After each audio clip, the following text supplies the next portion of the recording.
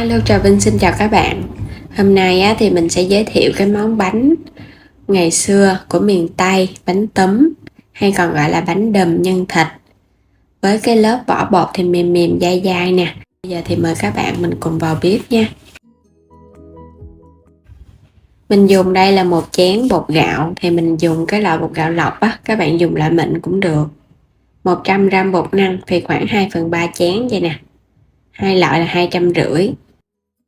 Thêm chút xíu muối và cái lượng nước là 600ml nha. Và bây giờ pha bột trước nè, để cho bột nó có thời gian nó nở ra.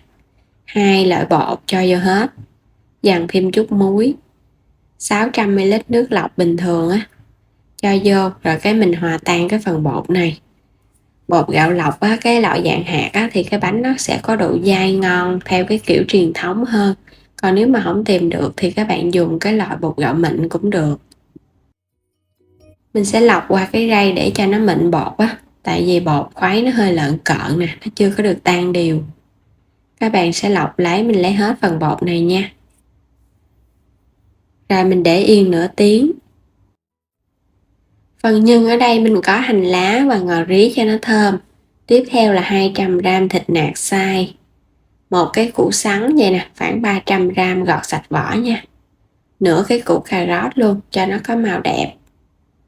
Mình dùng tiếp là cái tay nấm mèo ngâm nở, hành và tỏi. Rồi bây giờ sẽ bào sợi cái củ sắn này ra. Các bạn bào cho nó nhỏ nhỏ đó, vô nhân nó sẽ đều hơn. Mình bào hết, lấy nguyên củ này, thì củ này cũng vừa vừa thôi à. Cà rốt các bạn cũng bào sợi, mình cho vào chung luôn ha.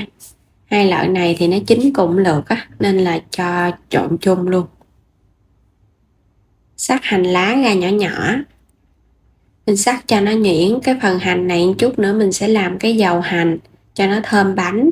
Và còn một phần nữa là mình cho trực tiếp vào để xào nhân cho nó ngon.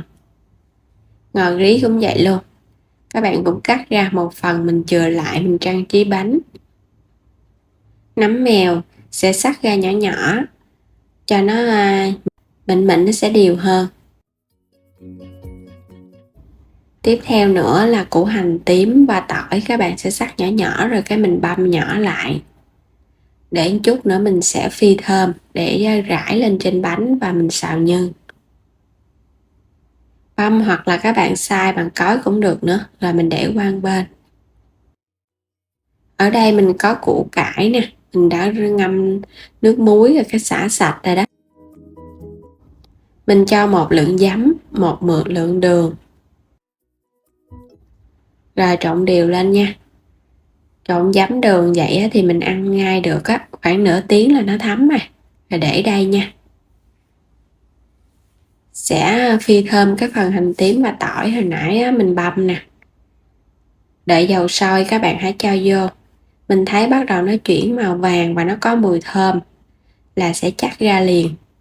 Để cho nó ráo dầu thì cái phần dầu này các bạn cho lên trên cái chén hành luôn nha, để cho mình có được cái chén dầu hành á ăn cùng. Cho vào thêm cái phần hành tím và tỏi, bắt đầu sẽ đi xào nhân. Cũng cho nó vàng thơm, các bạn cho thịt vô. Xào cho phần thịt này nó săn thơm và nó rời ra. Khi thịt bắt đầu rời và nó săn rồi nè, mình cho hết cái phần củ đã chuẩn bị vô.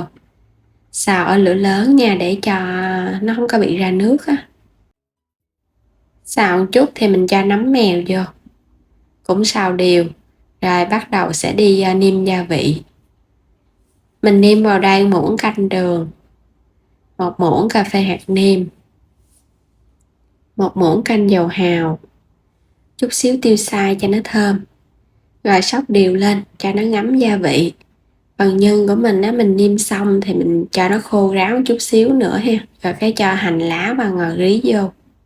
Đảo một chút nữa là được à. Rồi mình sẽ tắt bếp luôn.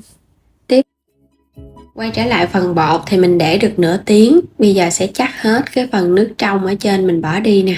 Cái nước này nó cũng hơi dơ và mình chắc thì cái bánh nó cũng dai nữa. Các bạn sẽ bỏ đi bao nhiêu đây? Thì mình cũng bù đúng lại cái lượng nước lọc. Rồi mình cho vào muỗng canh dầu ăn. dầu hành phi hồi nãy á, trộn đều lên nữa là được rồi. Cái chảo chống dính các bạn quét sơn lớp dầu, mình dùng đây là cái chảo loại nhỏ, tráng một lớp bột thật là mỏng, để ở mức lửa nhỏ nha, để cho bánh nó chín mà nó không bị khô. Đậy nắp lại chút xíu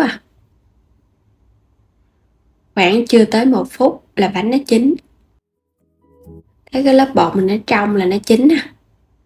Tiếp tục mình sẽ tráng tiếp nha. Bánh tráng xong thì các bạn úp ngược ra cái thớt hoặc là cái dĩa, xong rồi cái mình quay qua đây mình cuốn cái bánh này, túm nó lại giống như là mình xếp cái múi bánh bao vậy. Các bạn túm đều cho nó thành cái chớp ở trên là được. Vậy là xong cái bánh này nè, đơn giản. Quay trở lại cái bánh này, mình cũng úp ngược nó ra, xong rồi cái mình đổ bột vô, mình tráng cái bánh tiếp theo. Quay trở lại là mình cuốn cái phần nhân vô là nó vừa, bánh nó sẽ nguội nguội bớt cuốn vô nó cũng dễ hơn khi mà nó còn nóng. Túm đều thì các mép bột nó sẽ dính chặt với nhau. Làm tương tự những cái bánh còn lại. Vậy là mình đã có được cái món bánh túm nhân thịt củ rồi, vừa ngon mà vừa dễ nữa. Cho lên trên bánh một ít dầu hành nè, để cho bánh nó bóng và nó thơm hơn. Mình cho như vậy thì cái bánh ở bên ngoài nó láng lắm. Và cuối cùng là mình sẽ cho lên đây hành và tỏi hồi nãy mình phi thơm, giúp cho cái bánh nó ngon hơn.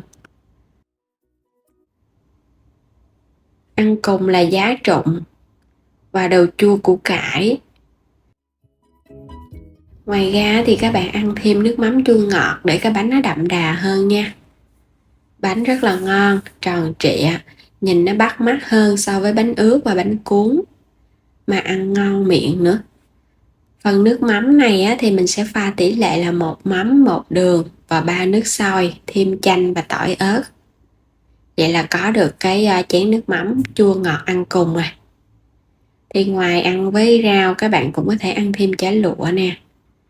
Bây giờ thì mời các bạn mình cùng thưởng thức nha. Bánh túm nhân thịt theo kiểu miền Tây. Vừa ngon mà vừa dễ làm nè, chỉ với cái chảo thôi Rất là ngon luôn. Bánh thì dai dai mềm mềm, phần nhân thì nó đậm đà, thơm cái mùi tỏi phi nữa. Mình cho thêm dầu và tỏi thơm lắm. Bánh dai dai vừa phải, ăn ngon giống như là mình tráng bằng khung vải vậy Đến đây thì cảm ơn các bạn đã theo dõi hết video của mình nha. Vui lòng đăng ký kênh, like và chia sẻ các video ủng hộ kênh mình. Xin chào và hẹn gặp lại video tiếp theo.